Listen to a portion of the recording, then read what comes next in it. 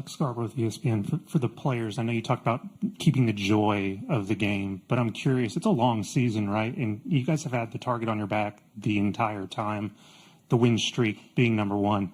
How do you handle the unique pressure that comes with that? How do you keep the joy for so long when anxiety seems like a thing that could very easily set in? Well, the only way that you can have a joy that doesn't fade away is from the Lord. And any other type of joy is actually happiness that comes from circumstances and outcomes. I think Coach has said this before, but joy from the Lord is really the only thing that can keep you motivated, just in a good mindset, no matter the outcomes. Thankfully, we've had a lot of success this year, but if it was the other way around, joy from the Lord is the only thing that can keep you embracing those memories, moments, friendships, and all of that. So that's really the only answer to that, because there's no other way that softball can bring you that, because of how much failure comes in it and just how much of a roller coaster the game can be. 1,000% agree with Grace Lyons. I went through that my freshman year.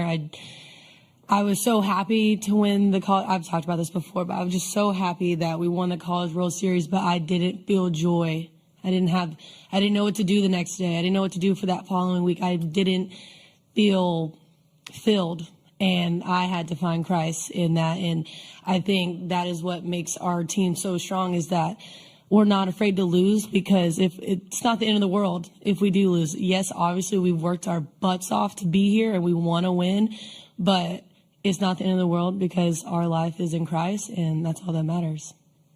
Yeah, I think a huge thing that we've really just latched onto is eyes up. And you guys see us doing this and pointing up, but we're really like fixing our eyes on Christ. And that's something where, like they were saying, you can't find a fulfillment in an outcome, whether it's good or bad. And I think that's why we're so steady in what we do, and our love for each other and our love for the game, because we know this game is giving us the opportunity to glorify God. Mm-hmm. And I just think once we figured that out and that was our purpose and everyone was all in with that, it's really changed so much for us. And I mean, I know myself, I've seen so much of a growth in myself with once I turned to Jesus and I realized how he had changed my outlook on life, not just softball, but understanding how much I have to live for, and that's living to exemplify the kingdom. And I think that brings so much freedom.